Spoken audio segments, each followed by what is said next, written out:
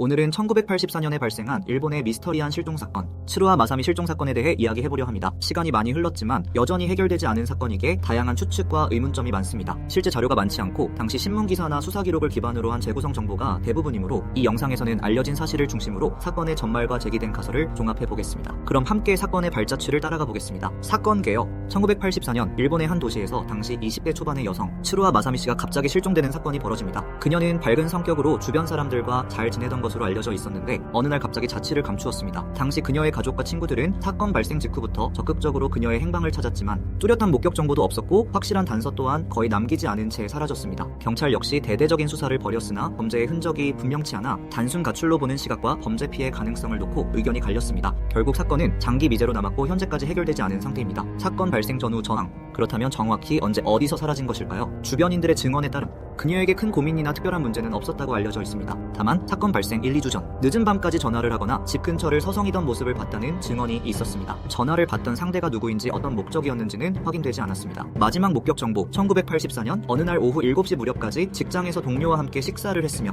8시 무렵에는 근처 편의점에서 물건을 구매했다는 기록이 있습니다. 그 후 그날 밤 9시경에 가족과 잠시 통화했는데 이때 평소와 달리 다소 급한 말투였다는 것이 특징적입니다. 실종 당일 밤 가족과의 통화 후 그녀는 집으로 돌아온다는 말을 했지만 돌아오지 않았습니다. 다음날 아침까지도 귀가하지 않았고 휴대전화가 보급되기 전 시대였기에 연락이 닿지 않았습니다. 결국 가족은 다음날 오후가 돼서야 경찰에 실종 신고를 했습니다. 개인 물품. 그녀가 사라진 후 남긴 물품을 살펴보면 지갑의 일부 내용물과 현금, 사원증을 가지고 사라진 것으로 보입니다. 하지만 평소에 갖고 다니던 수첩이나 일기장 등은 집에 그대로 남아 있었기에 이는 가출이든 범죄든 예상치 못한 돌발 상황일 가능성이 있다라는 견해가 있습니다. 수사 진행 상황과 의문점. 1. 경찰 수사 상황. 경찰은 처음에는 범죄에 의한 실종이라기보다는 자발적 가출일 가능성도 염두에 두고 조사를 시작했습니다. 그녀의 성격상 갑작스러운 가출은 납득하기 어려웠지만 분명히 몸만 사라진 상태였고 범행을 시사하는 직접 증거도 없었기 때문입니다. 경찰은 가족과 지인들을 대상으로 탐문 수사를 진행하였고 특히 마지막 통화 상대나 밤에 전화 통화를 했다는 증언 등에 주목했습니다. 그러나 그 전화 상대가 누구인지 끝내 확인하지 못했는데 1980년대는 통화 내역을 추적하기가 지금처럼 쉽지 않았기 때문입니다. 현장 단서 부족. 그녀의 동선은 편의점 CCTV로 일부 포착되었고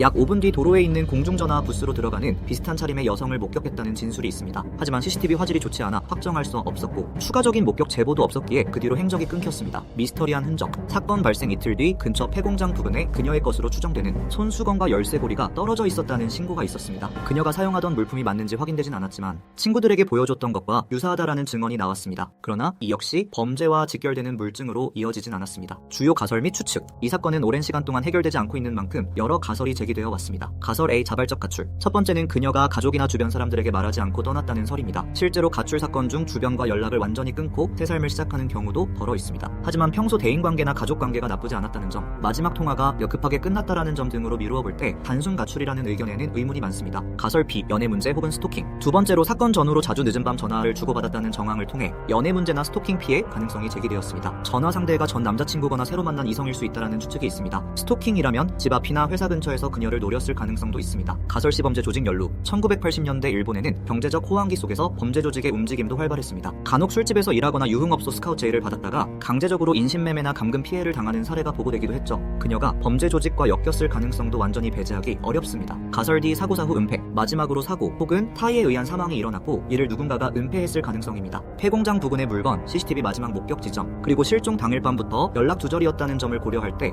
짧은 시간 내에 사고나 범행이 일어났을 수 있습니다. 공장 주변을 수색했지만 특별한 흔적이 없었고 시신도 발견되지 않았습니다. 어떤 가설이든 결정적인 증거가 나오지 않아 사건은 여전히 미스터리로 남아있습니다. 가족과 주변인의 노력 그리고 영향. 사건 발생 직후부터 가족들은 곳곳에 전단지를 붙이며 수색에 힘썼습니다. 또한 지역 방송과 지역 신문에 실종 공고를 내며 제보를 요청했습니다. 덕분에 몇몇 목격담이 접수됐지만 결정적인 단서를 찾지는 못했죠. 가족은 여러 해에 걸쳐 탐정 등을 통해 정보를 수집하려 했지만 실패했고 이 사건은 지역사회에도 큰 파장을 일으켰습니다. 평범한 젊은 여성이 아무런 예고 없이 사라졌다는 점, 그리고 실종 당시 뚜렷한 범죄 정황이 포착되지 않았다는 점 때문에 주민들 사이에서 불안감이 커졌습니다. 그 결과 실종자 수색에 관한 민간단체가 조직되기도 했습니다. 시간이 흐르면서 점차 관심은 줄어들었고 언론에서도 다루는 빈도가 줄었습니다. 그러나 가족들은 여전히 그녀의 행방을 찾기 위해 노력하고 있으며 경찰도 미제 사건 파일로 유지하며 제보가 들어올 때마다 재조사를 하고 있습니다. 결론 및 마무리. 1984년에 발생한 츠루하 마사미 실종 사건은 현재까지도 풀리지 않은 미스터리로 남아있습니다. 많은 가설이 제기되었지만 명확한 증거와 증언이 부족해 결론에 이르지 못했습니다. 이 사건이 안타까운 이유는 평범하게 살아가던 한 젊은 여성이 하루아침에 사라졌음에도 시간이 흐르는 사이 사람들의 기억 속에서 점차 잊혀지고 있다는 점입니다. 지금까지 츠루하 마사미 실종 사건에 대해 함께 살펴보았습니다. 그럼 다음 영상에서 뵙겠습니다.